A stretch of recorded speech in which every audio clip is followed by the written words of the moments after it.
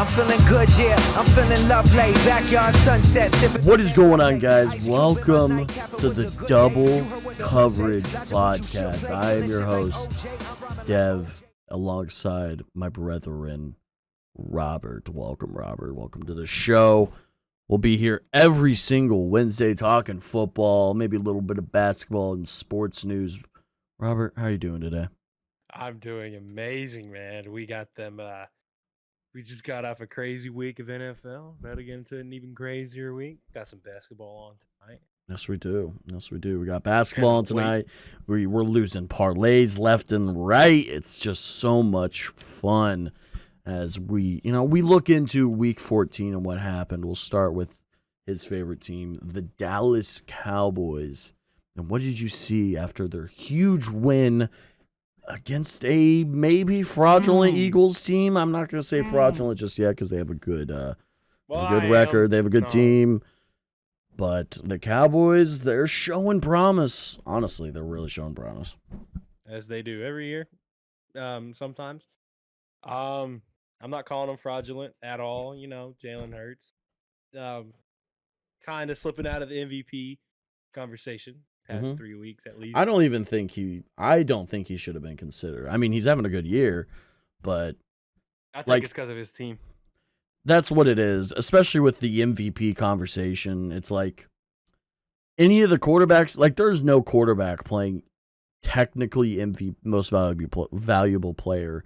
I would say like that would be Christian McCaffrey exactly.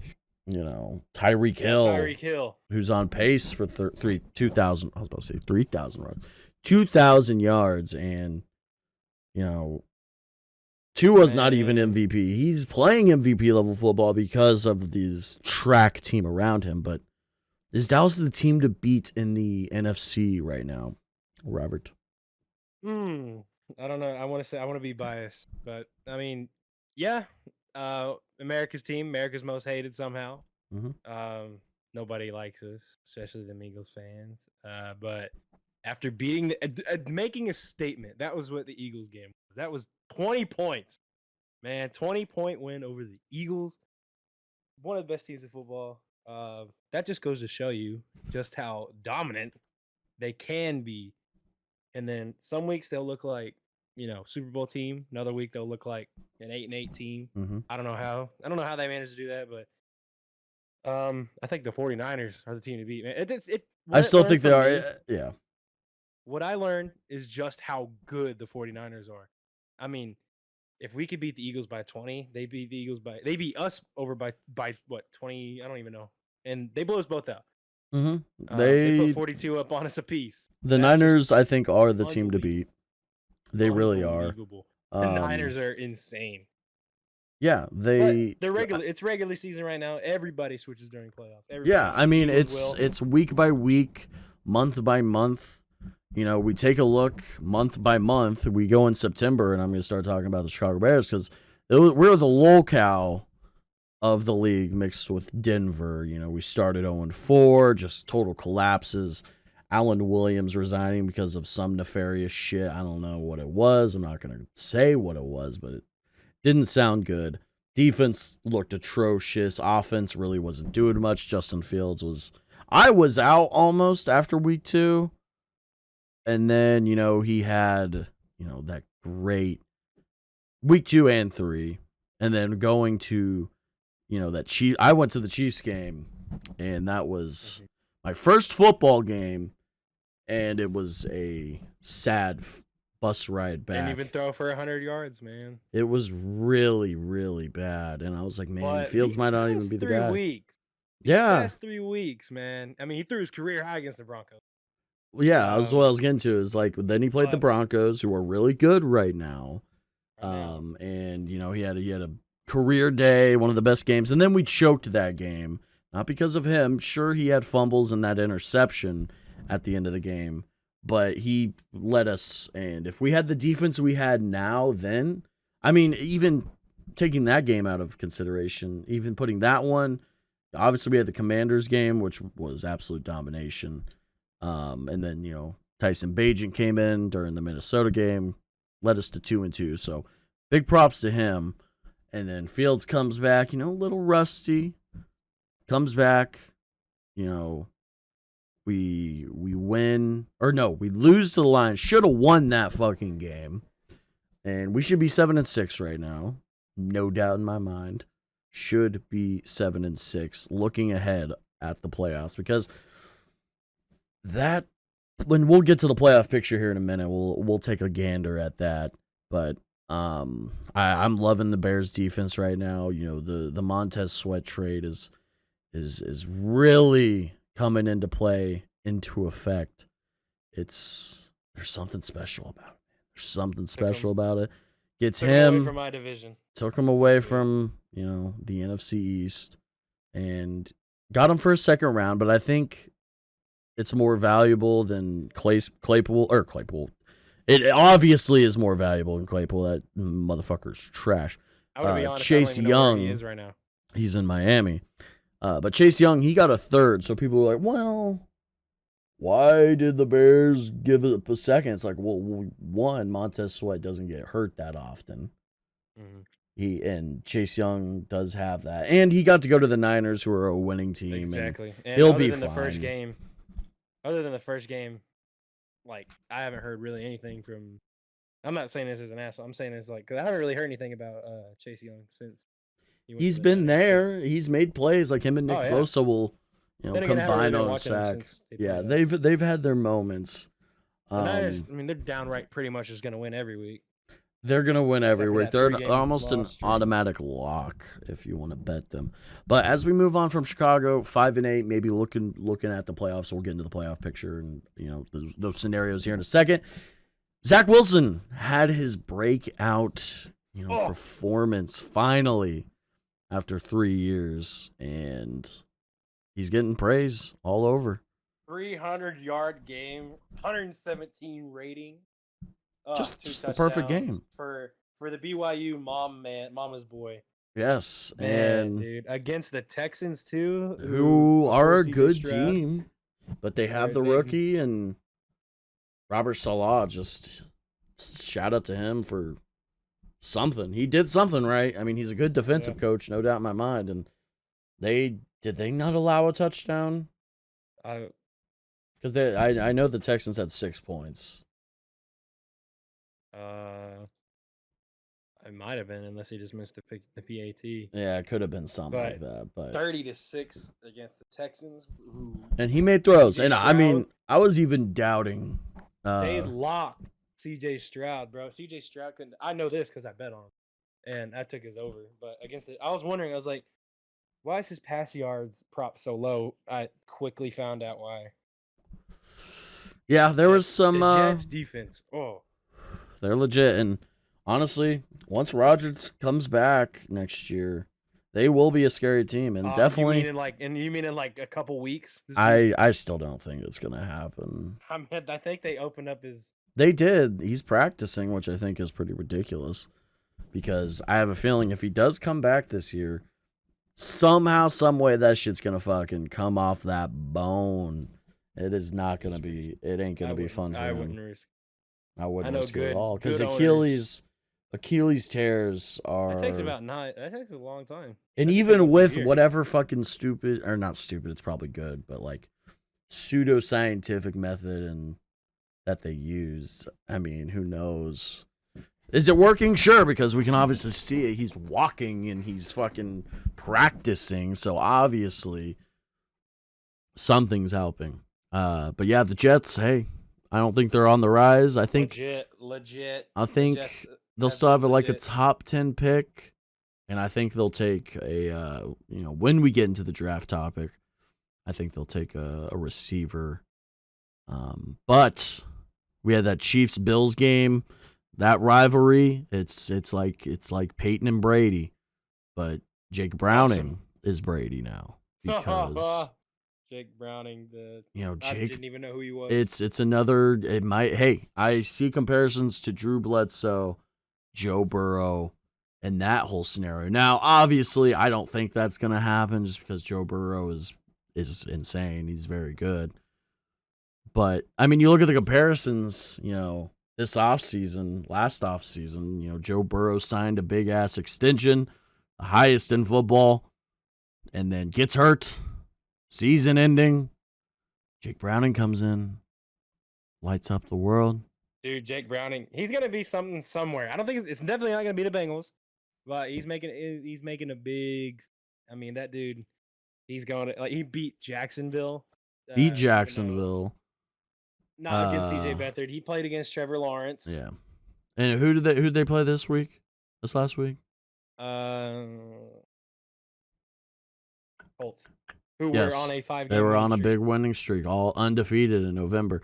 And when I mentioned the Bills and Chiefs, I turned that into Joe Burrow and Jake Browning for some reason. But Josh Allen versus Patrick Mahomes is the That's Tom Brady versus Peyton insane. Manning rivalry that I was That referring to. game, we're not going to talk about the quarterbacks. We're going to talk about the ending already. Straight to the ending. Crazy. The Pretty flag. much. I mean, I agree with the flag. It's a I do and I correct don't. flag.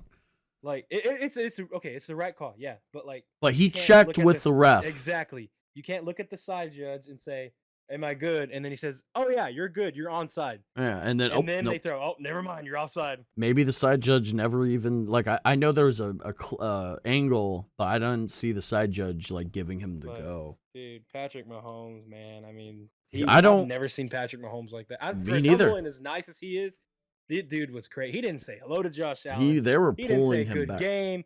This dude was like, that was a bullshit call all around. and he's acting like a child. I get it, Yeah. I get it, but like I would holy too. shit, like this happens every week with refs and these fucking flags, and there's nothing we can do about it.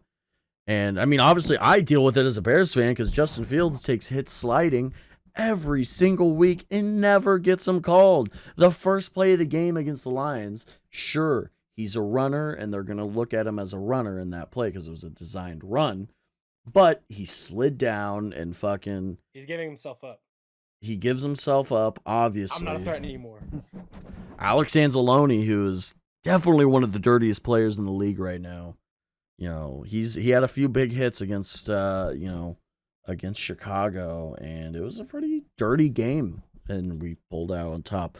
But talk from the Bears, Chiefs, Bills, and top teams right now, or teams playing well at least. There's a team not playing very well with a former Bears quarterback named Mitchell Trubisky, who is starting this week for the Steelers. I still think they pull out some wins. Why? I still think they pull out wins because that's Mike Tomlin. He wins football in December, and he'll sneak into the playoffs somehow. I think it'll happen. Oh, he always does. I mean, look at him. I mean, hasn't he? When was the last time he's had a losing record? I don't think ever. If Mike Tomlin has been over 10 years, but it's crazy. He's man. gone either 8-8 or above every year. But that 4th and 2 play, that was absolutely ridiculous. You need 2 yards. You could run it. You could pull it. No, you launch it up and you pray for a flag, which isn't going to get... It's like, I get it, but it's like a 90-10 play. You're not going to get a flag most of the time. You got Najee Harris. You got Najee Harris, who's a You big got fucking George dude. Pickens, who could run a little out route. On... Something. Pat Fryermuth down the middle. Like, you got to do something, and Trubisky just fucking launches it like a cannon. Where's Mason Rudolph? Like, what happened to him? I don't know why they haven't put him in. I mean, I'm rooting for Mitchell Trubisky to start because I want to see him play, and I think he's good, but he's not what he was. He was the prodigy. He was a prodigy, and didn't y'all take him over Patrick? Oh yeah, I mean, this has been a year? conversation. Yeah, 2017 draft. Bears trade down and give up, first round pick in 2018. That happens. And then, get to number 2 and spend it on a project, which ultimately didn't work. I mean, we got to the playoffs in his second season, but it was a fluke playoff run just because of our defense. That 2018 year was just absolutely immaculate. But the Steelers, they do stink, but they will still win just because Mike Tomlin. And even if he's been a bad coach this year, he's had his problems, but he still knows what to do.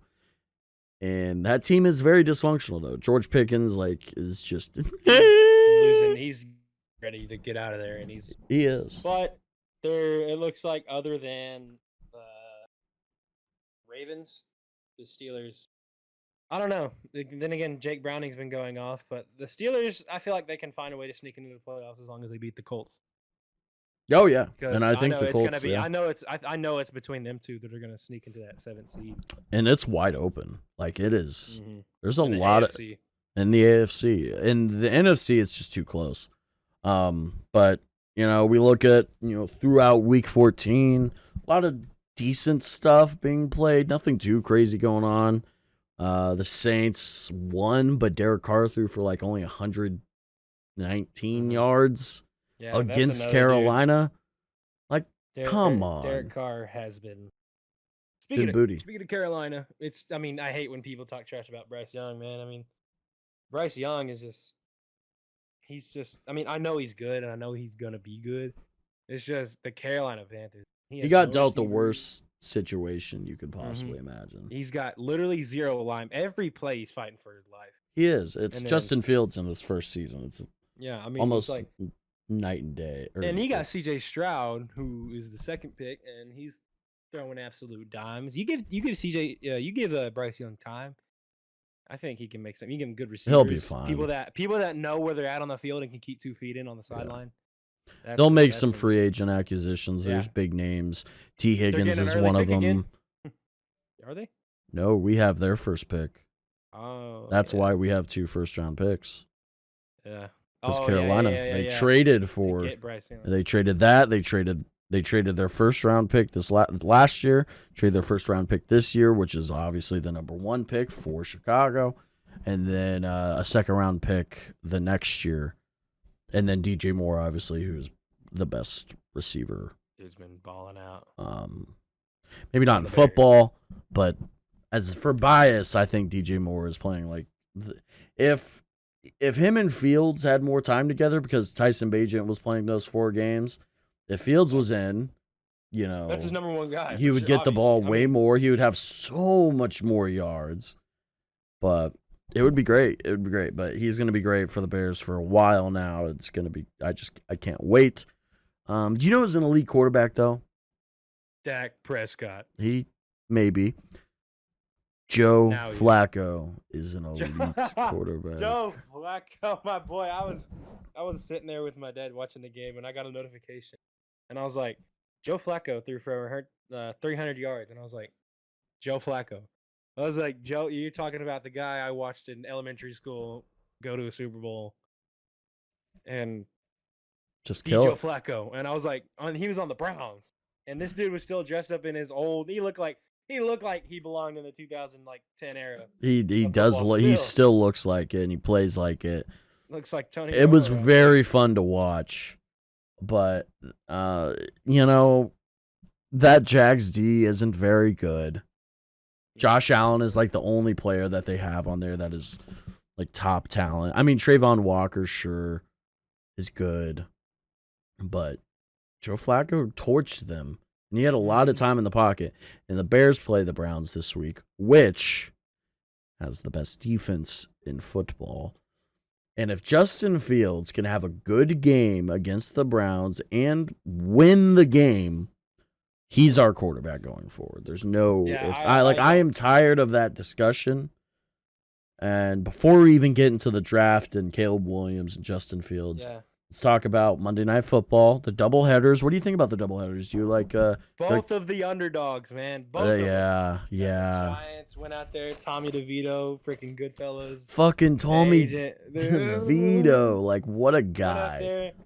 And eased a little bit of my troubles because eased my troubles with the fucking Packers. Fucking Jordan Love is not Aaron Rodgers. I don't care who's on the Packers. Somehow we just can't beat the Packers when it comes to anything. Then again, it was Aaron Rodgers, to be fair. I mean, we played him twice a year for almost all of my life, starting in 2009. And he's just torched us all the time, and I'm glad he's away. Jordan Love torched us week 1, which was absolutely depressing. And, he's still not, I don't think he's that good. There's a rhetoric that he's the guy in Green Bay, which I don't see it. they'll keep him for another year because I mean he's not he's been there a long bad. time. And he been has watching developed Aaron him, and he's had good throws. There's also been a lot of throws that are just completely like trash. Yeah, like, and why? I Justin Fields has had the same way, but he's also had throws where it's great and throws that don't count because his receivers can't catch the damn ball. It happened a lot last year. For a running back type of quarterback, I think he can launch a ball. He's I mean, not he did a it in running college back also. quarterback. He's a multi-talented. He can do a lot of things. He's what defenses prepare for or teams prepare for, and like keep up. Like they're up at night. Like how the fuck are we gonna stop? Yeah, exactly. But those Monday night games, pretty mid until the end, especially with the Titans coming back down 2 scores with 2:40 something left. Pretty cool Hopkins, shit. Of course, DeAndre Hopkins playing like prime D Hop. He really is. It's so fun to watch. I was getting so fed up with him, so I cut him from the fantasy. What happens? He plays like prime D Hop again. Yeah, but I like seeing it as a person because I've always loved D Hop. He's a great fucking player. Still, and I wanted him in Chicago, but then I was like, well, he's getting a little older. I don't think we need him. Yeah, Dallas could have used him. He said it a million times he wanted to go to Dallas. Mm-hmm. Yep.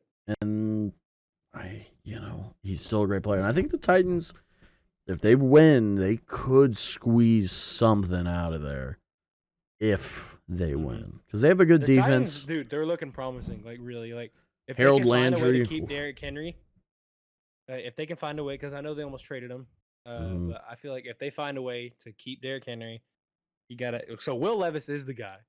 He is the guy. I think he's the guy. As of right now. He's that culture. You could tell, especially after they won. Oh my God. You look at the way the reaction he had. He was like the veins were popping out and it was so fun to watch. That's just pure passion. That's He reminded me of some kids I went to school with. Like I've seen kids do that in fucking PE class.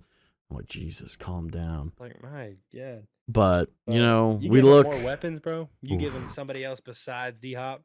D Hop can use his mentor ways. Bring in because who are the other receivers? Westbrook Hines, Traylon Burks, who's all right. He's not that great. I mean, I haven't really seen anything from him. But we look, with Arkansas the Titans, with the Giants at 5-8, with the Bears at 5-8. Multiple teams at 6 and 7 in the hunt. So many teams in the hunt. So let me put up that in the hunt graphic. It's so close yet so far from over, man. Like 4 games left. It seems like only 4 games left, but these 4 games. It's gonna be exciting. Schedule. We get in, and it could go either way. I mean, if San Fran can lose. And we went out, we get the 1 seed. Even if the Eagles went out. Yeah, you both are 10-3. It's right there. And then I think it would come down to point differential. Point differential and strength of schedule, especially if you guys just keep winning. And then the Lions at the 3rd seed, who lost to Chicago. I think they'll still lose a couple games. I do want them to win, though. I want them to beat Minnesota. They play them twice. I want them to beat Dallas. They're not going. I think we got them at home. You guys will. Yeah, you do. Do we have them at home? Yeah, I'm pretty sure. Ooh, undefeated home record. We got some away games now, though. The Buccaneers at number 4, which that NFC South division is straight booty cheeks. Yeah, it's awful. It's so bad, it's good. But I am rooting for Baker Mayfield. I am a Baker Mayfield fan. I think he's talented enough. Especially after what he did with the Rams from his own. Oh yeah, from like a 90 whatever yard drive. In a minute. The Eagles fell down to the 5th seed, obviously. Well, that's because we were there. And that's just because the NFC South is so ass that. Well, they just can't be in the 4th seed anyway because it's the division leaders. And then 5th seed is like that team that's like right there. 6th and 7th seeds are normally the trash ones. So we have the Vikings still at the 6th seed. 3-0 game. That game was total bullshit. I was pissed off watching that. I was like, this is bad football. I mean, was sure, the wild. defenses were playing insane, but that's 2 What weeks in a happened, row. man? I mean, you got Justin Jefferson back, even though he got hurt. He got hurt again, and I have a feeling that's either like he got hit right in the back. They said chest, probably a lung issue, like collapsed lung or something. At this point, man, I mean, he's still young, but this is getting to a career type of thing. Like if he just keeps getting injured, that's not good at all. You get injured, you come back up off of IR, and then you get injured right off the bat again. Yeah, that's not a good sign. And I think the Vikings are frauds. They're not, the quarterback situation. Nick Mullins is starting this Sunday. I don't know what happened with Josh Dobbs. I mean, this is like literally a Linsanity run. It was. It was wild. It ended. This dude was looking so solid. I picked him up in fantasy and even started him just for him to get 4 points. And I got eliminated from the playoffs yesterday. It was I got. This was one of my worst years in fantasy football. I won my final game, but it wasn't enough to get into the 8th seed or whatever we're doing. I think it's 6 or 8. I think it's 8. But Vikings, I think they are gonna win games. The Packers as well. So Vikings Packers is the 6th and 7th seed. Vikings at 7 and 6. Packers at 6 and 7. Rams at 6 and 7. After that big loss in overtime, kick return against their Ravens. Fucking total Devin Hester moment. It was great. The Seahawks at 6 and 7 at the 9th spot. The Falcons at 6 and 7. Not very good teams all around. I think the Seahawks are the best chance. I think the Seahawks are the best out of all that though. And I think they'll find a way just because Pete Carroll, they have DK Metcalf. He needs to chill though. That man is a whiny baby. This dude. I mean, he torched us. He did. He did great. He torched. And to start the game at the time, who probably would have been Defensive Player of the Year if it weren't for that game, even though he still won. But I feel like if Bland would have kept going, if that game wouldn't have happened, I feel like he would have way higher. He would probably have his odds would be a lot lower. But Metcalf, Jackson Smith, and Jigba, who I like, but I feel like he's starting to get up there. He's getting there. He's getting there. But it's just when you have DK Metcalf, the primary target, you pretty much know. It's Tyler Lockett. Yeah, it's like Michael Gallup is good, but he just doesn't produce anything. I mean, he's pretty reliable. I'd say he's reliable. He's reliable in moments. He's got hands and he will catch. But he ain't covering no. He ain't getting no over. He rarely will hit that over, and it sucks because I will not bet on him. My friend Cruz bet over. He bet over 18.5 yards. He got 0. Yeah, that's rough. No, I think not even a target that game. Or 1 target, yeah. Oh, that's horrible. And then, at the 10th spot, you got the Atlanta Falcons, who are very bad. Arthur Smith, I like him as a dude. So he's a dude, but he is not a coach. Not utilizing his players to their full potential. Like Bijan, Kyle Pitts. Drake London did have 100. He had a great game, 157 yards or something like that. Yeah, he had a day. And then the Saints at 6 and 7, not very good. They have a good defense. Offense is very weird. It doesn't make sense. Michael Thomas is God knows where. Then the Giants and Bears, 5-8. So the Bears win out. We look at these playoff scenarios. The Bears win out. They get a little help. The playoff machine. Need the Saints to keep losing because if it comes to a tiebreaker between the Saints and Bears, the Saints are going to win that because they beat us. And the games like that are going to hurt. They are going to hurt. We play the Falcons. The Bears, we got the Browns. If we win that, I think we have a real possibility winning those 2 games, going into Lambeau Field at 8-8 and probably losing just because it's a book that is ever tailing. It's always how it goes. But hopefully, if we do go 8-8 and go to Lambeau Field, which I guarantee they would flex that game into Sunday night. If the Bears went 8-8 and the Packers are 8-8 and it's a win and get in game, The NFL is going to see that. Like, well, That would be- greatest rivalry of all time. Let's put him on Sunday night, and then it would be a shitty game, most likely. I would have to guess. But there's that scenario. There's a scenario of pretty much any team has a chance right now, besides the Commanders and Cardinals. I mean, the Commanders can they're 4-9. They ain't doing shit. No, But- and then they play Dallas down the road. And Yeah, there's even a chance if the Bears lose against the Browns. There is a scenario which I made up on the Playoff Machine, courtesy of ESPN. I'm looking at it. I'm looking at it right now. And Bears lost to the Browns, but we won out. And we needed help with, pretty much the Saints losing, the Rams losing. Actually, I had the Rams winning in one, and they went 8-9 as well, and we had the tiebreaker over them. So that was exciting. Seahawks got to beat the Packers, though. Especially with this coaching staff with Chicago. I like Eberflus as a coach. He, a lot of people, and I hate Twitter discourse. Twitter is so brain broken. And sure, there's people who say right things, but God, after a game we won yesterday, there's still people we need to get rid of Flus, man. We need to get rid of Fields. It's do you really think Caleb Williams is that good of a prospect? Yeah. He's a great prospect. The Bears don't need him. Yeah, They because do we not have a need him. player that is literally Yeah, he's just like still Caleb young. Williams. Yeah, He's still 24 years young. old, has two more. After this, he has 2 more years left on his rookie He's deal. He's still in his rookie deal. I mean, why would you go ahead? Why would you throw somebody that's already built chemistry with DJ Moore, with all these people?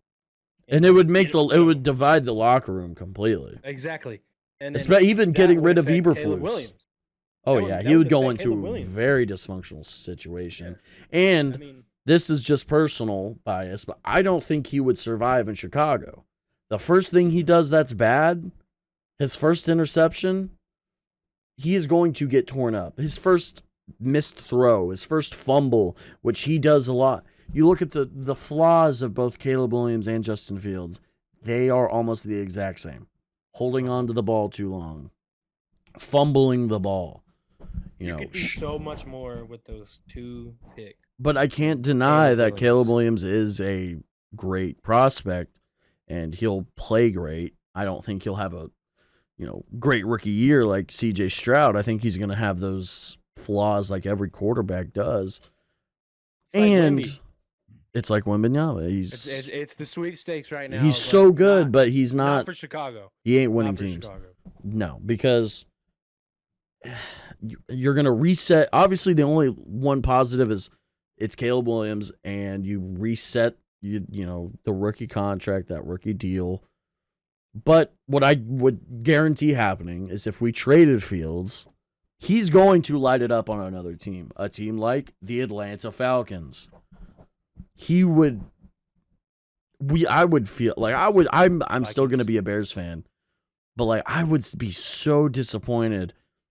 I would still root for too. if we did get Caleb Williams, I would root for him because any Bears quarterback I'm going to root for, I will root for him till he's not on the Bears anymore. But Justin Fields is a quarterback we have never seen in this franchise, and sure, he doesn't play great sometimes, but here's the thing that a lot of us Bears fans have never seen. We've never seen a great quarterback, and even with Justin Fields having his faults, we expect everything to be perfect. And then you look around the league and you watch other games. You see quarterbacks missing throws. Your top quarterback, Dak Prescott misses throws. Patrick Mahomes misses throws. Josh Allen intercepts the ball a shit ton of times. None of these quarterbacks are throwing perfect games. That doesn't exist. And people need to let go of the notion that, Fields misses too many throws. Fields can't anticipate throws. It's where are you getting that narrative from? Sure, he misses throws. Every quarterback does. Does quarterbacks, not anticipate a throw sometimes? Sure, but it's the NFL. Not everything's going to be fucking perfect. And also about firing Eberflus, and it's his second year. How impatient have we become as a I mean, the Bears have been building and building and building and building and building, and I could see it gets annoying. You see that, like, You're not gonna. It takes years to rebuild. mm-hmm. Like the only we players got that lucky. We got lucky after Romo left, man. We found. I mean, he's the a guy. 5th round pick too, Yeah, exactly. and he's had his problems, and a lot of people don't like Dak Prescott. But if I had Dak Prescott on our team, I'd be like, fuck yeah. Yeah, I mean, But I don't a lot of people switch want him. up. Oh, A lot of people still hate him. a lot of people switch up, and a lot of people just do not understand how the game of the NFL is played, or how you should evaluate players. All I care about, man, is just. I mean, there's nothing. I want to talk about the Cowboys so much, but I mean, all I can say is just they're doing their thing. Like when they're clicking. Like I've never seen. I've never seen the Cowboys click like this ever in my life. Like other than that year when we had DeMarco Murray, Des Bryant, Tony Romo, Jason Witten, Terrence Williams, all of them, and the infamous catch, and like that was a depressing. Yeah, that was man. That was probably one of the worst things. That, and then 2 years later when Dak was in the divisional round, Dak. Green Bay just launched it downfield, and they missed holding calls. They missed everything. Dak getting his ankle fucking or whatever happened with his fucking foot. His foot, yeah. Broke his ankle. Dude, I remember watching that live, and I just saw that shit just dangling. I knew instantly, and I was like, "Oh my god, season's over." There's not a worse feeling than that, man. Like you just see, like, dude, is he gonna be okay? Is he gonna come back? Is he gonna be back this season? Even if it's a player you don't like, it's just like, fuck. And then Dak is just so tough. Like he doesn't like to give himself up. He will hit you. He will go into contact, and it's just like, wow. He's like. When he runs, he's like prime Cam Newton. I mean, he's not as fast. He's not as agile, but he takes a hit. He'll go helmet to helmet with anybody on the field. And then, like I said, I don't got much to talk about him, but they're dominating. I mean, that's like Justin Fields too. He is the best runner. I mean, I'm saying if they can beat the Eagles by 20 points, they can damn well. They have the ability. Dak even said he would have put up 50 on the Eagles if he was playing at his best. So why not play at your best every week, Mr. Dak? Well, play at your best. Go put up 50 on the Eagles. Go put up 50 on the Dolphins. Do it. It'd be cool. I mean, they do have a hard schedule. They got to play the Lions. They got to go play the Dolphins, who just got beat by the Titans, which is, I mean, that happens. We lost to the Cardinals. I'm not saying shit. Yeah. It's the NFL. It happens. Any week. I mean, the Browns prevented themselves from going 0-16. But literally the top MVP candidate, Dak Prescott, right now. I think he'll get it. I think he is playing for a quarterback. He's playing MVP football.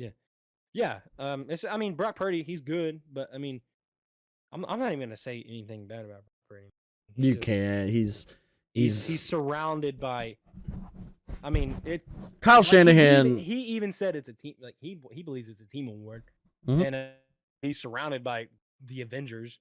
Literally. And same with Jalen Hurts. I mean, that's the only reason why is because Jalen Hurts, he was in the discussion so heavy because he led his team to a 10-1 start. Now he's losing 2 in a row. Now he's falling back. He's not even. I think 2 is favored over him now. Maybe, yeah. But it's that conversation about like these like Brock Purdy. If he was on any other team, he's not playing like this. Jalen Hurts, if he's on any other team, most likely not playing like this. So you look at like quarterbacks like Justin Fields, and you're like, man, if he had a team like fucking San Francisco, he's winning football. And that's what Ryan Poles is doing. Yeah, and Ryan Poles is building towards that sustainable future with these 2 draft picks. And let's get into that, and we take a look at the draft standings. And obviously the Bears have that number 1 pick, courtesy of the Carolina Panthers. But to sum it up, man, sum it up. Nothing really to say on Dallas. I mean, they're dominating. I know for a fact they have the ability to keep it up. They can do it. Their biggest goal right now is to win out. Forget about the Eagles. Forget about the 49ers. Maybe hope the 49ers lose. Maybe hope the Eagles lose. You don't need the Eagles to lose. but their big focus is just winning the hardest 4 games of the schedule right now. Mm-hmm. And they could get the number 1 seed because the 49ers have to go out there and then they have to go play the Ravens in the last game of the or the second to last game, I believe. And they got to go out there. They gotta play go the Ravens, I think, That's the a last must-win. week. It's either the second or it's the Second to last last week. game. And if I'm they not totally lose for sure. that and Dallas wins out, Dallas is the number 1 seed. Mm-hmm. And it's so there's just so much. I mean, they just got to keep dominating, bro. If Dallas can keep dominating, and they have to. The thing is, they can't barely win. They have to dominate. Like they have to make a statement. Like if they want a long run in the playoffs, maybe even the Super Bowl, they just have to keep dominating. Yeah, but eventually, we're gonna meet the 49ers in the playoffs, and we've seen how that went twice. But they were both close. That's I love that rivalry. Yeah, in the playoffs. In the playoffs, and they've lost their 0-2. It's just it goes to show you just how different. These are pretty much the same 2 teams going at it in the regular season. You see the blowout, but they'll play again. They'll play each other again in the playoffs, and it won't be a blowout. I mean, it'll somehow. It'll be like a 13-6 game at halftime with San Francisco leading probably. Exactly. But after Week 14, we take a look at the 2024 NFL Draft Order. You know, Bears number 1 pick via Carolina, the Patriots at number 2, which they're 2 games behind Carolina, which I think Carolina pretty much has that set. They aren't losing pretty much. The Cardinals at number 3, the Commanders at number 4, the Bears back again at number 5, and still being 5-8, winning, still having that 5th seed, which is crazy. And then the Raiders, Jets, Giants, Titans, Chargers. Mr. Robert, what do you think the Bears will do at the first pick?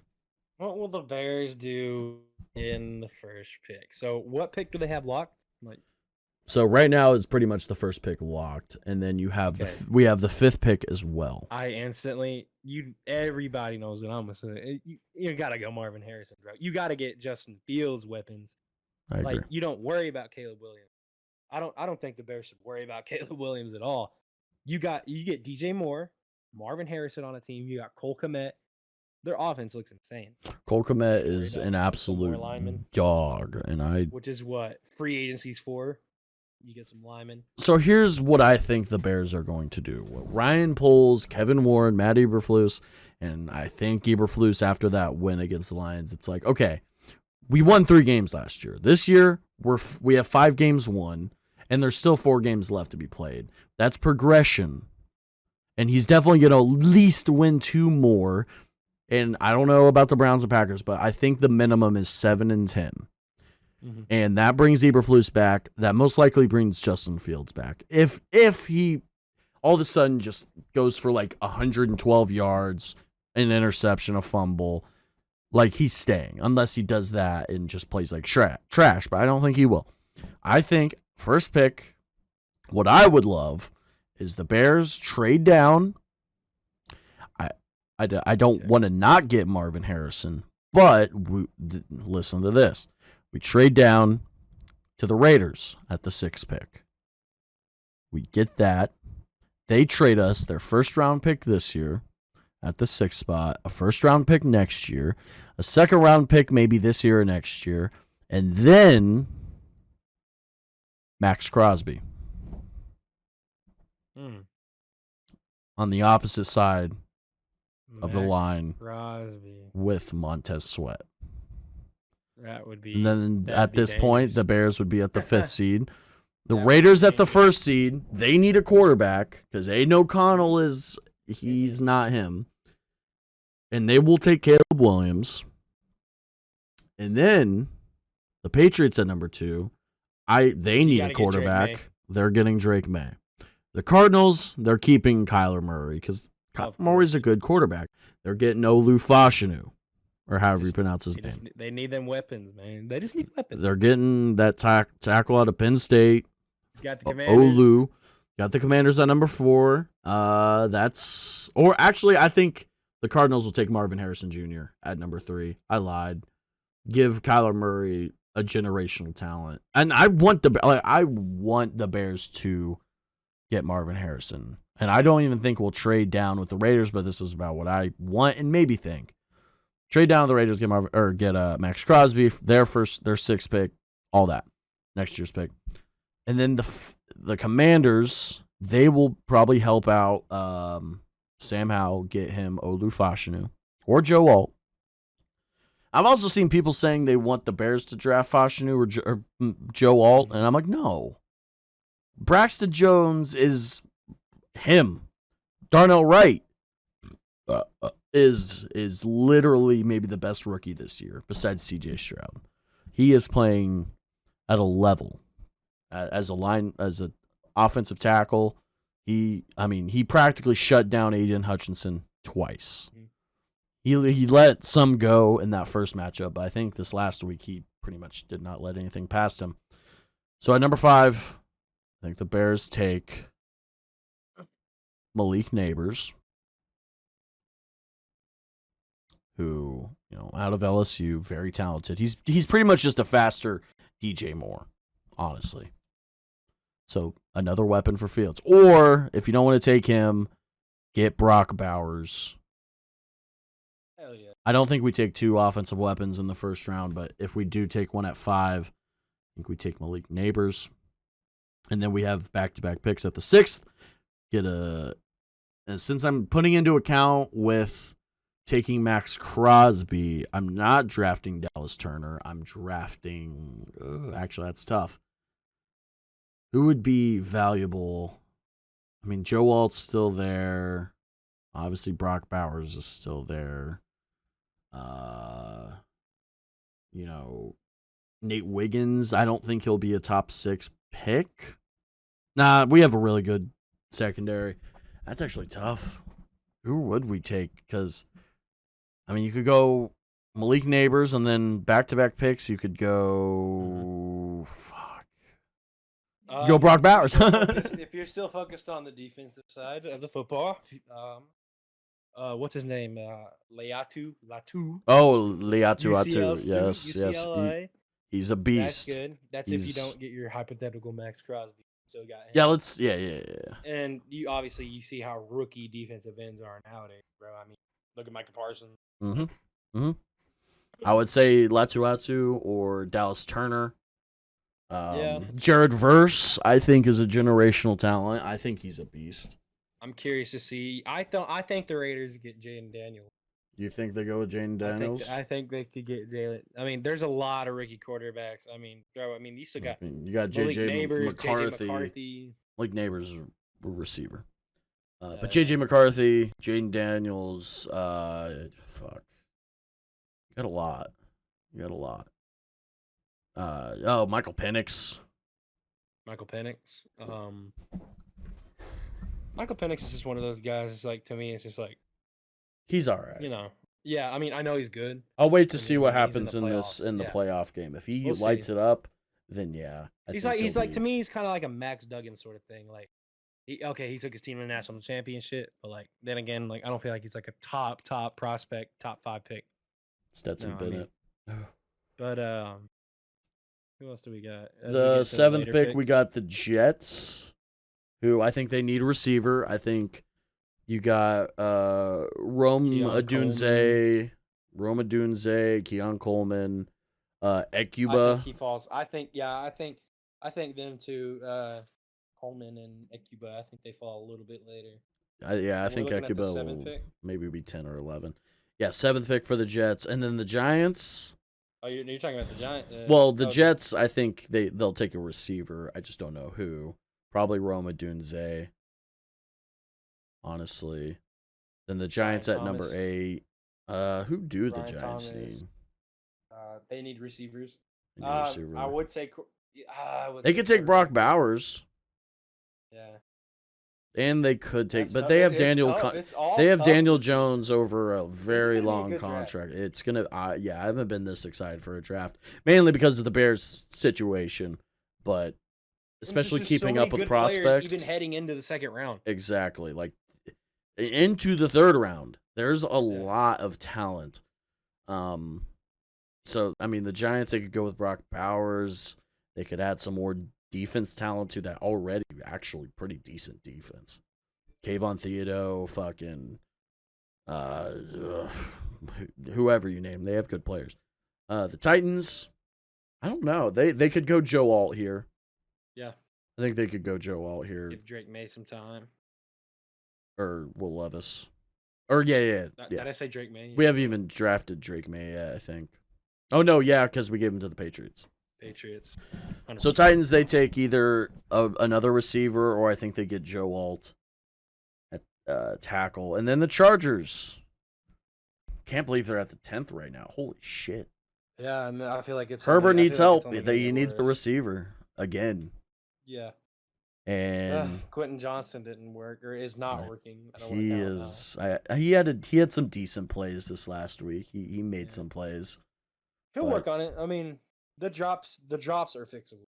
They are. That's a coachable thing. Look at CeeDee Lamb. I mean, oh my god, his drops was a huge issue. His rookie year was great, but also like holy shit, catch the goddamn ball. But this draft is gonna be thrilling. It's gonna be thrilling. Nate Wiggins, Andrew Mukuba, Malik Neighbors. I don't think and the thing is like people could fall out of the top 10 picks. Like Malik Neighbors, that's how good the draft is.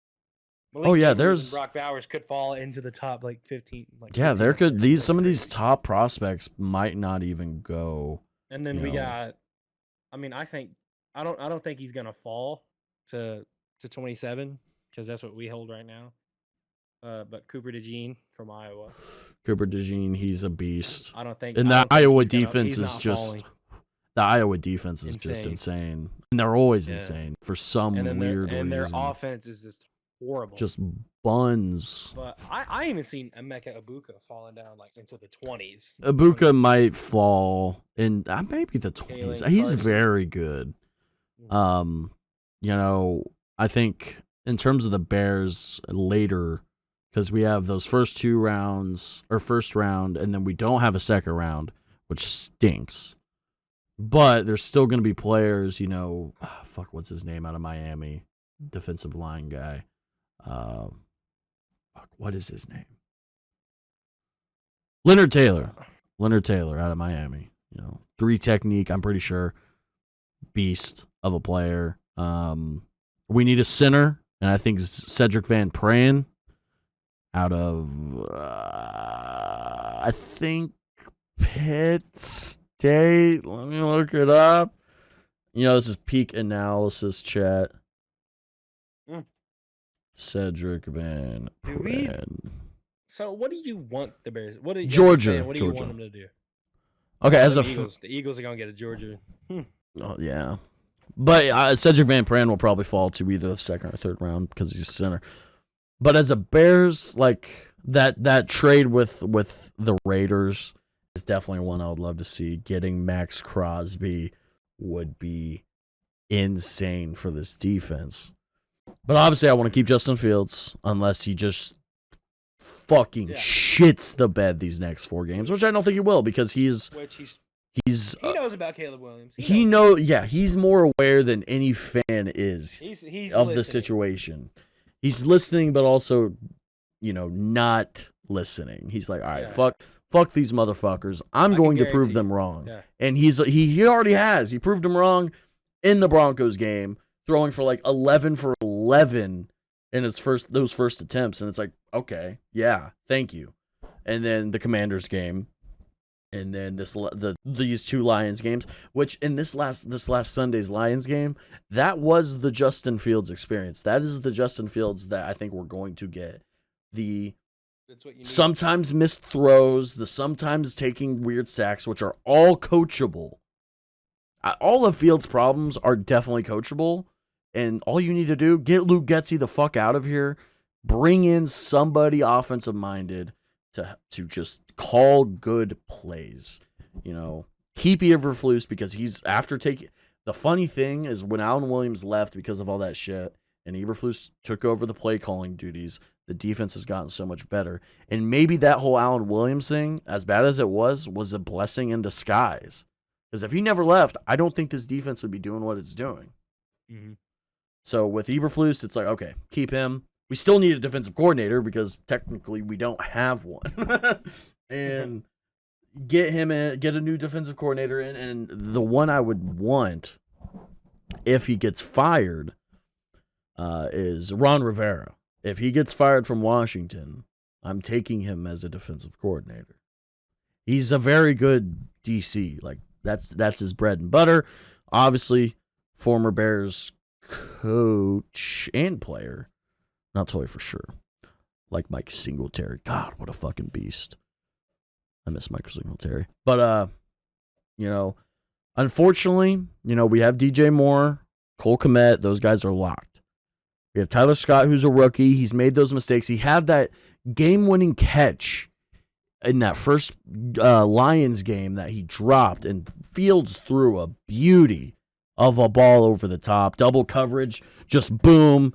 Tyler Scott dropped it, very upset, and we lost the game almost because of that. Obviously, Fields had that strip sack, fumble because Darnell Wright didn't block his guy. Rookie mistake. I get it. Game we should have won. That fourth down play. But yeah, this last week, that 4th and 13 play, I tweeted it out. That is the best play not even just like in terms of Fields throwing the ball. Like he's made better throws, but in terms of him reading, making his reads on the line, figuring out what he needs to do, and changing the play up. And it was just a standard four verticals play that I've ran in Madden so many times to DJ Moore on that play, where Moore just takes a fucking go route and you just throw it over the top. And I've done that so many times on like a 3rd and 15, and it's worked.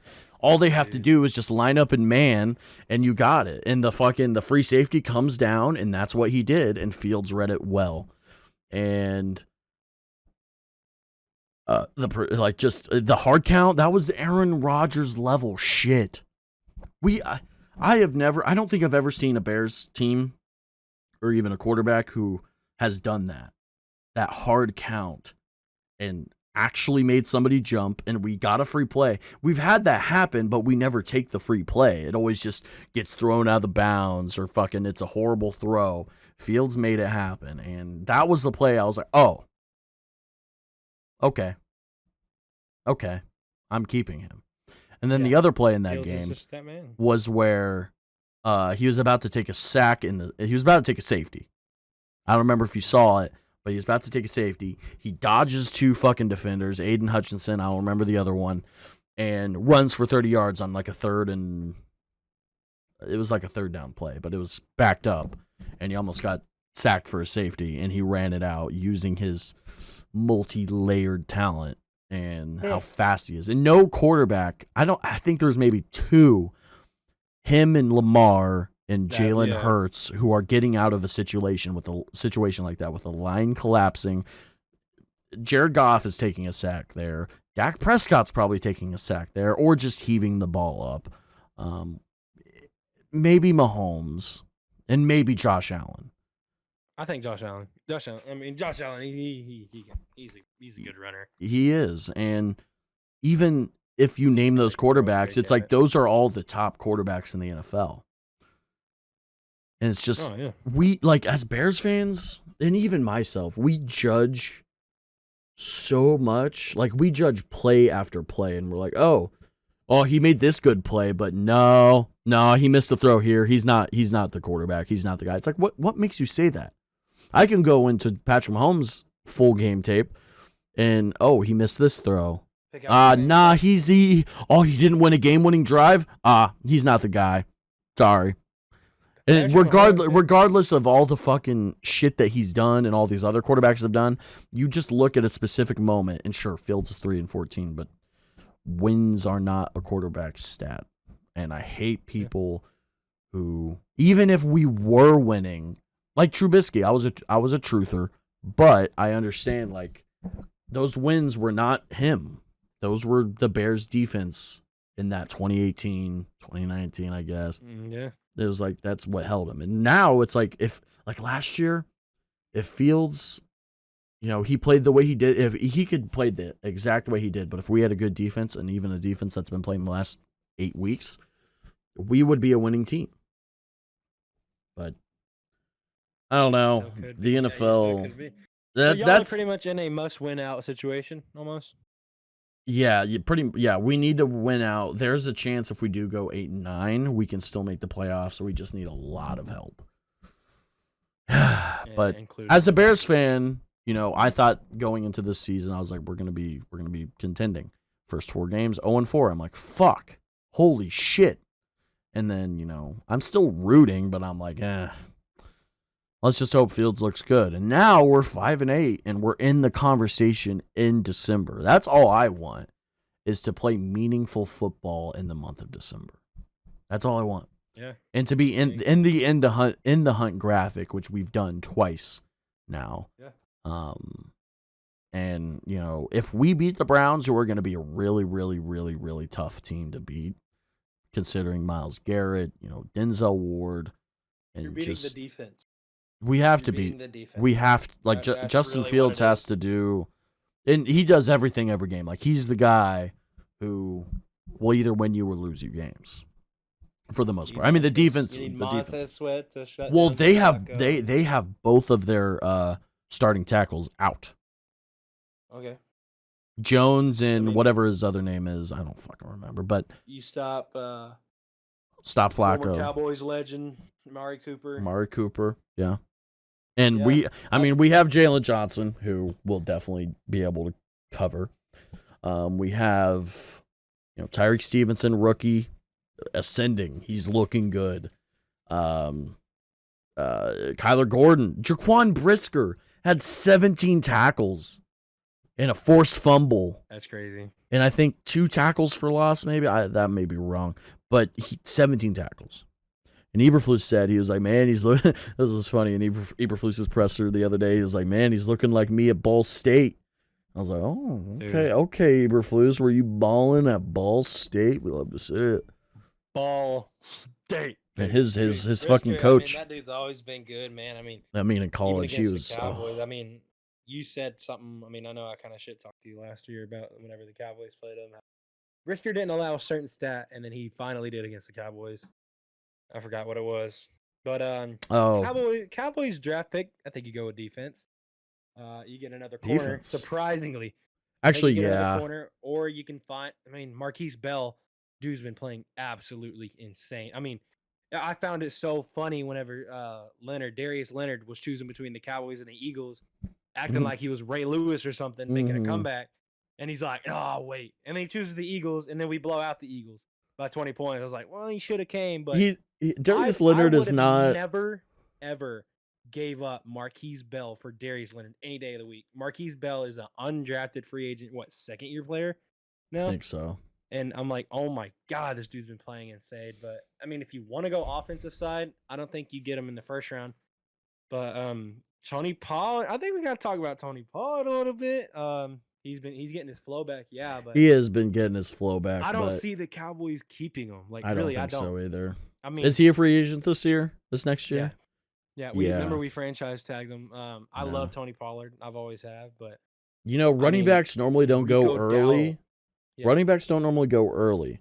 So Not there anymore. is a chance I don't think By I the honestly don't think 27 running pick. back's gonna go in the first round at all this year. if they do, and you guys do not keep Tony Pollard, which I don't think you'll draft one in the I first think you round. go after, But if you do, you Blake get Blake Corum. Corum. Exactly. Exactly. He is a fucking beast. Like Yeah, oh my God. And then I don't know if he's declaring this year, but Mayan Williams is really good. yeah. There's a lot of good options. We still got what's his name, Etienne's brother, I don't know Trevor if he's eligible Etienne. yet. I think he's doing. Yeah, I think he's he's transferred. next year. Yeah, Yeah, I think he'll be in the draft next year. But But- Trevor Etienne, he's also I a mean- beast. I think I'd love the Bears to get him, but he'll be a first round pick or at least Yeah. first round talent. Being Probably that- get talent. Get The in the running second back round. market is not that good anymore. It sucks because I love Tony Pollard, man, but look at the way Rico Dowdle has been playing Mm-hmm. running back. He's got speed and power. You put 5 guys. Tony Pollard, he'll juke the shit out of anybody. He juked 4 guys at the same. He broke literally all of their ankles, picked up a first down.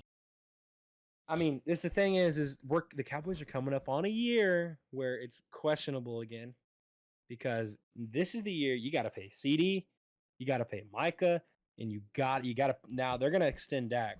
100%. Is he on his last year? No, but they're gonna extend him. How many years does he have left?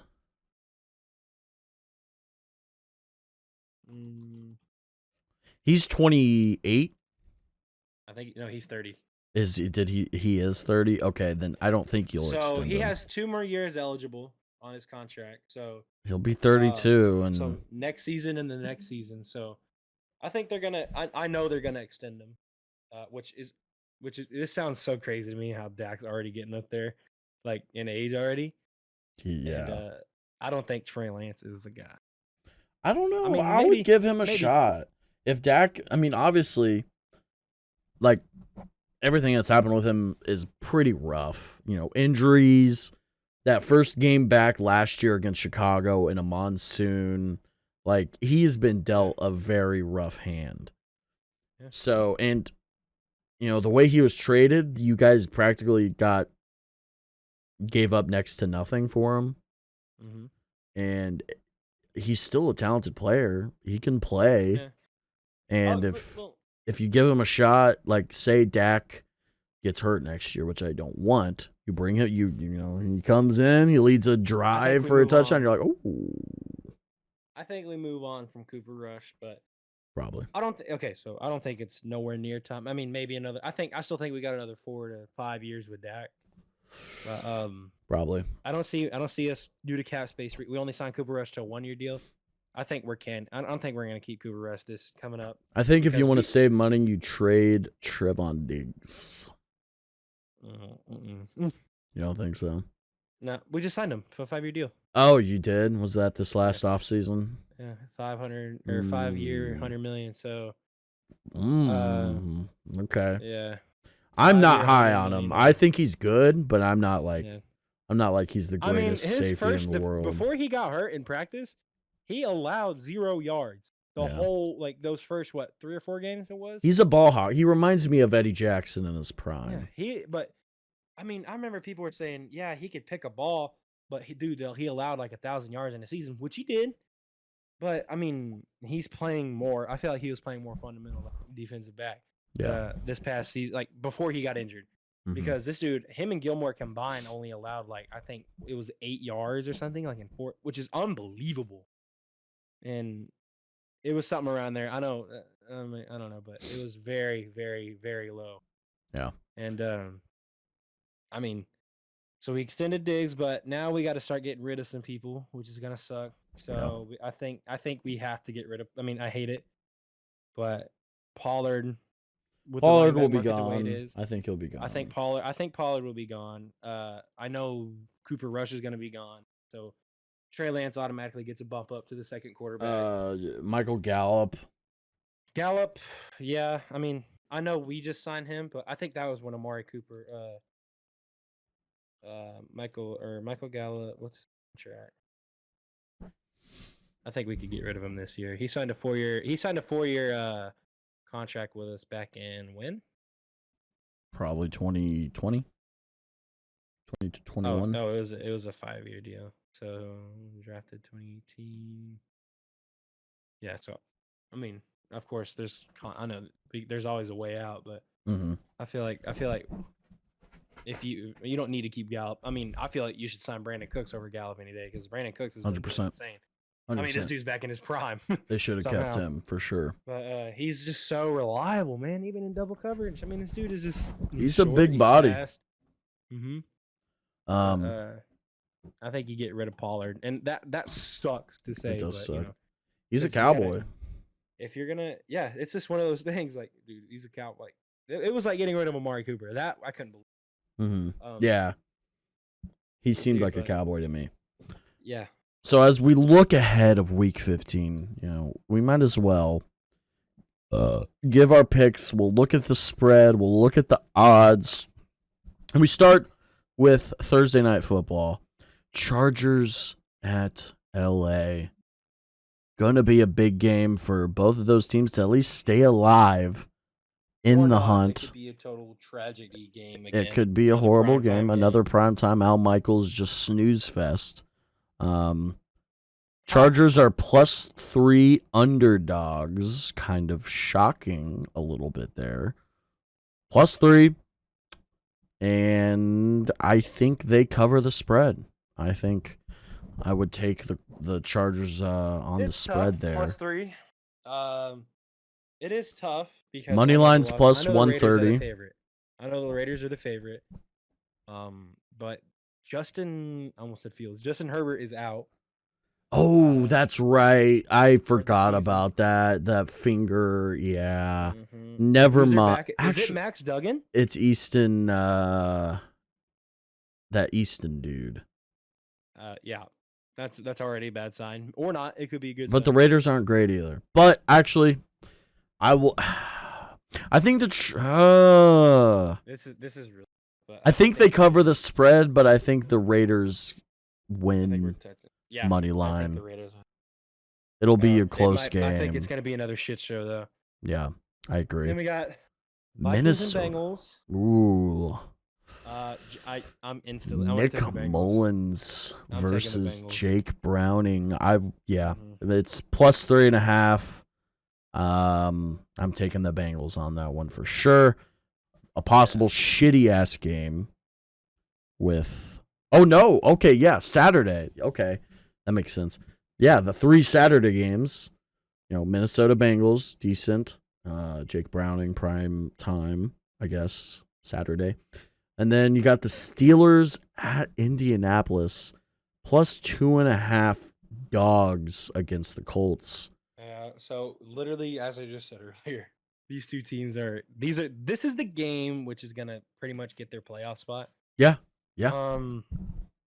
I don't think Mitchell Trubisky is gonna be able to do it. Again, not against. I mean, like they just came off of a 5-game win streak. I know they lost, but I think they'll bounce I'm back. taking, Their coach taking the Colts. has a real possibility at Coach of the Year with everything that's happened with them, with Jonathan Taylor, with Anthony Richardson getting hurt. Gardner Minshew is him. I would love to see him backing up Justin Fields. I think I'll take the Lines. Colts there, money line. And then Saturday night, a fun game there. That's a great game. Lions the and Broncos baby. in Detroit, +4.5.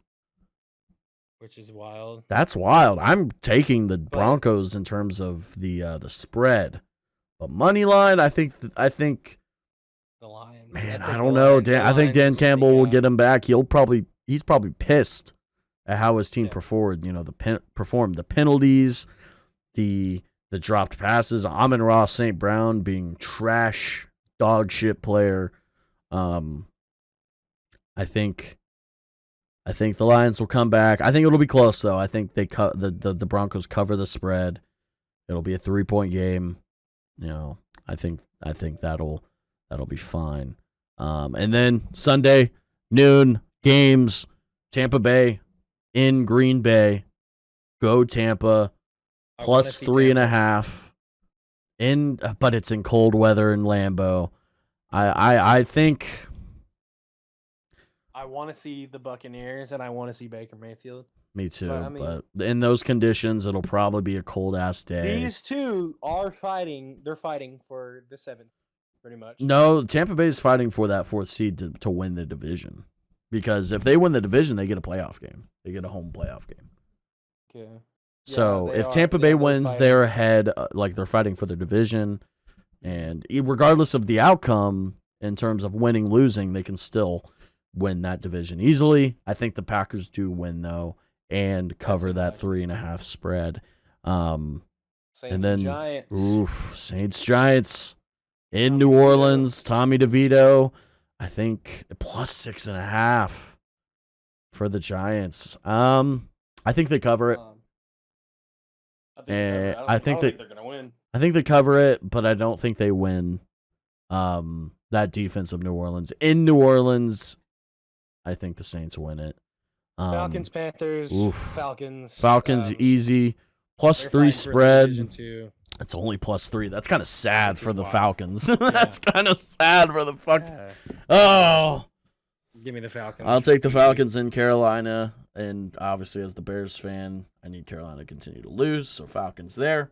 But also would help us if the Falcons win or lose in terms of playoff. And draft scene. We'll see though. I'll take the Excellent. Atlanta Falcons on that one. Houston Texans, Tennessee Titans, big Two divisional fired up game. Rookies. 2 fired up rookies. Divisional matchup. Playoffs on the line for the Titans and the Texans. I mean, they're not in it. Plus 2.5. I think that's reasonable. That's the best line I've seen so far. This is close. That's plus 2.5. Plus, the Titans are favored too. Minus no 2.5. Nico Collins. No Nico. I mean, no Nico Collins no now. Nico huh? Collins, yeah. Yeah, no Tank Dell. Ooh, I might take the Titans on that one. Yeah. Defense, Harold Landry. Drake May is Drake May. Drake May.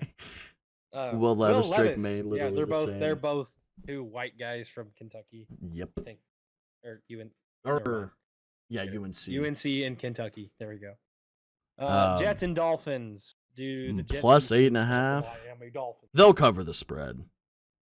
8.5. They'll cover the spread, yeah. Yeah. Cover the spread 8.5. I think Dolphins will win, but 7-point game, 6-point game. I don't think it's going to be a blowout like that. And then the Bears in Cleveland. Revenge game for Justin Fields because his first start in the NFL was against the Cleveland Browns, and he almost died on that field. The amount of times he got hit on that field, it was not a fun game. Bears are the dogs at plus 3.5. I think they cover the spread, but if I had to bet, I think Cleveland will win. Honestly, it sucks to say. Yeah. But that defense of Cleveland, man, Myles Garrett, Denzel Ward. Denzel Ward's still there, right? Yeah. Yeah, Denzel Ward. City Chiefs. I'll bet the under on that though. 37.5. Fuck yeah. I'll bet the under on there. Chiefs at Patriots. Chiefs winning plus 9.5. Minus 9. I think the Patriots cover the spread, honestly. Or do they win? Yeah, I'm picking the Patriots. No, I'm kidding. Chiefs win that, bounce back. Obviously, they're gonna, they're pissed off right now. They will show that Bill Belichick will no longer be the coach of the New England Patriots. He's out of there this season. But where does he go? What does he do? That depends, man. I heard a little birdie, bro. Mike McCarthy. Mike McCarthy's in a position where he has to make a deep playoff, and because we're not going for the first round exit. If you do, he's gone. That I wouldn't really like it, but I really wouldn't blame because he's been doing good play calling. If he got fired, I would make Dan Quinn your head coach. Yeah, I would choose him over Belichick. Yeah, his defense, even with Atlanta back in the day, he is a great defensive coach, and I would love him to be on the Bears personally, just as a defensive team, monsters in the midway. Super Bowl coach. I want an offensive-minded head coach, and that brings me to the conversation before we move on to the Rams and Commanders. If we do get rid of Eberflus, I would like to see either Eric Bieniemy, because him calling plays for either Caleb Williams or Justin, and if Eberflus goes, I think we do get Caleb Williams. If we brought in a new coach, he's just going to be like, okay, yeah, I'm done. Which I get, but with how it is, Eberflus isn't leaving. I don't see that as a scenario. Honestly, Luke Getsy, yes. But if there's any other offensive coach, Ben Johnson, maybe Joe Brady, maybe not as a coach, but as at least an OC. I don't know. There's Ben Johnson from the Lions is a guy that I really like. But because look what he did with Goff. Even though I think Goff still sucks, it's still Jared Goff. Yeah, he's got Amon-Ra and Laporta and all Yeah, and I don't even think I Amon don't Ra's think- I that don't think good. he sucks. I don't think he Sam sucks. Laporta is a dog, but I don't think Amon Ra's that great. I think he's Indiana good, but University, man. I yes, picked him sir. all the way That's with where Sam everybody's Laporta. from. That's where all the best ones are from. George Kittle, Cole Kmet, Iowa. Sam Laporta. Cole Kmet was from Iowa? No, he's not, but I still say he's a tight end Okay. university guy because he Okay. is. He All right, plays. He Washington- plays on that level. Washington at LA. Matthew Stafford. Puka Nakua finally making his comeback. Oh, he had that insane That was fucking wild, catch. bro. That was crazy. I want Washington to win for playoff reasons for the Bears, but the Rams at home, even if that doesn't matter. I'm not going to count him out. I'm really not. They're going to cover. It's the plus spread. 6.5. They'll cover the spread for sure, I'm and not they could gonna, win. Like, count him out. Yeah, I really think they could win. I mean, If I'm betting on it, Howell which I will take the Rams. And Sam threw Howell, 330 yards on us. he's insane, and He's good. he's good, but he throws for so many yards without scoring points. That's Yeah. what sucks. Yeah. So I'll take the Rams on that one, but I'll I take think it. Washington So will close. cover the spread. Easy game for the 49ers. Niners. They plus Next. 3.5. Yeah, Niners win. We got the Dallas, Buffalo. Who? Why are Dallas the? Why are you guys asking? Why are they not the favorite? They're on the road. That will be They're on the road. Jim Nance, They're in most Buffalo. likely. Tony Romo. Jim! Ah, man. It's going to be a good game. That's going to be a good game. Dallas Cowboys. Um, I want to be biased and say, Cowboys have a real challenge. We got our challenge. We got the Seahawks, who are not bad. We got the Philadelphia Eagles, which, okay, you could say is a divisional game. You know, anything could happen in a divisional. Play each other twice a year for years and years and years, every single year. Dallas away, freezing weather, I assume.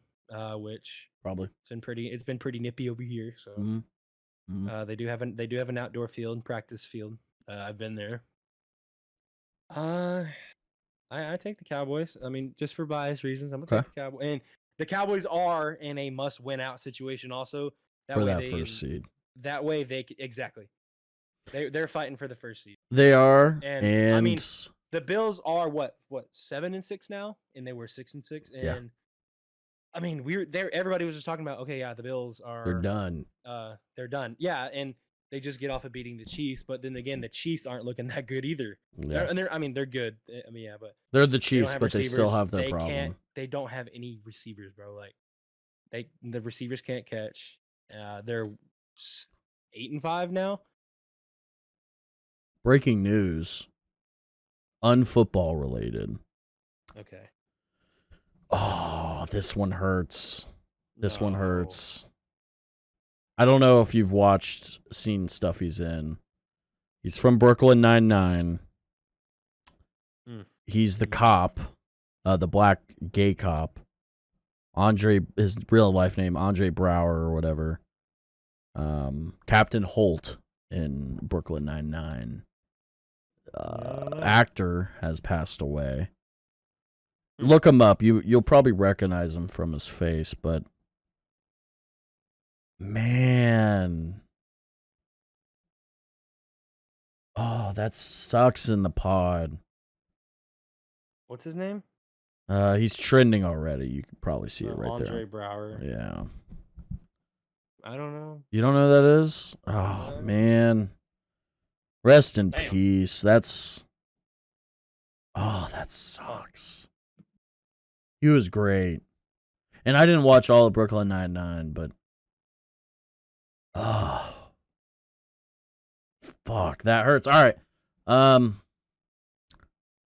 That sucks, but I will take the Cowboys on this one as well.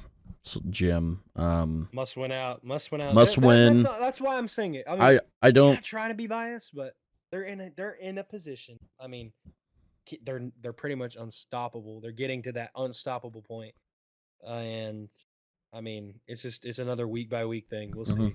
Yep. But it's gonna be close. I think they'll win that one. It'll be close. Sunday Night Football, good game there. Lamar Ravens, Jackson Jags. versus Trevor Lawrence, who shouldn't have even played this last week with that ankle sprain. Threw 3 I don't know why- interceptions. I still don't know why he did. Rough game for Trevor I get Lawrence. he's trying to be Superman and shit. I get it too, but he just that was a rough one. And, plus 3.5. I don't think they cover. I think the Ravens win that one. Monday Night Football, pretty decent game if the Seahawks play good football.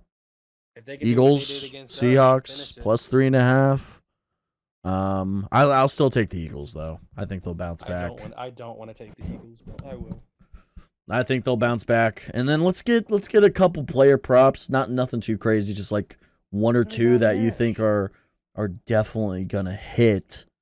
As I'll start first, which none of the player props are ready because it's only Tuesday. So actually, I'm on FanDuel. Price Picks has them. Okay, so give me. Okay, We got a Taco Tuesday for Price Picks. We got Austin Eckler, which we hit. Never mind, that makes no sense because it goes off an hour and a half. What do we got?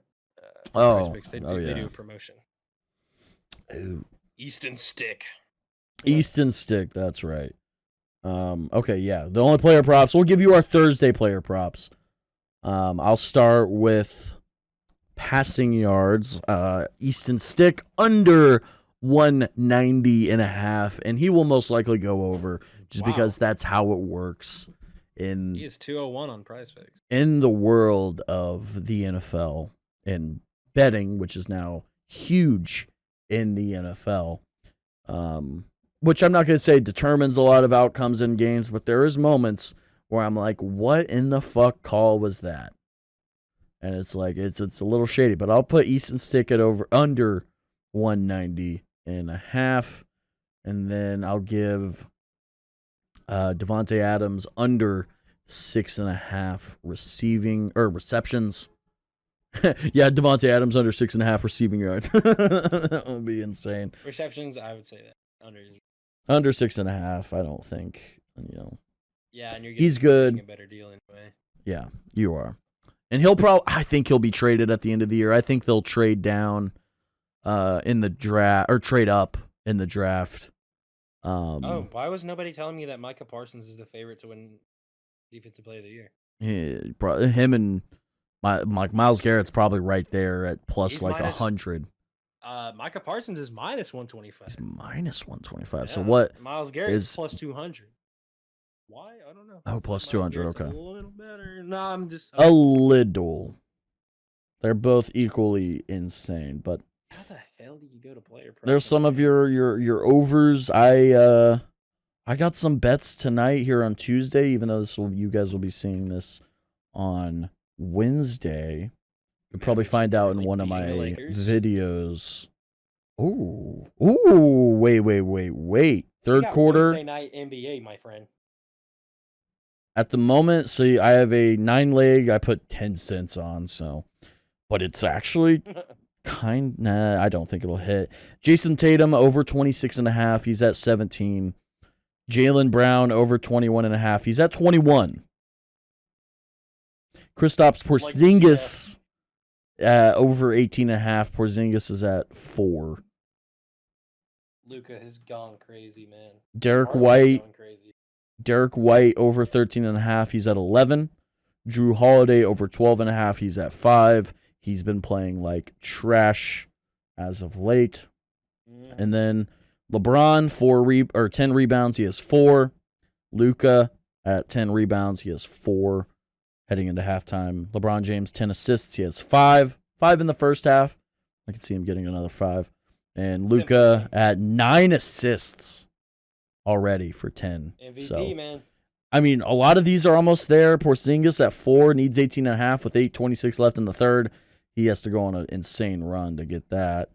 Luka MVP, baby. Mark Cuban. And then I have a 5-leg for 20 cents because I literally had 60 cents left back in there, and I don't get paid till tomorrow. So I used last what I got.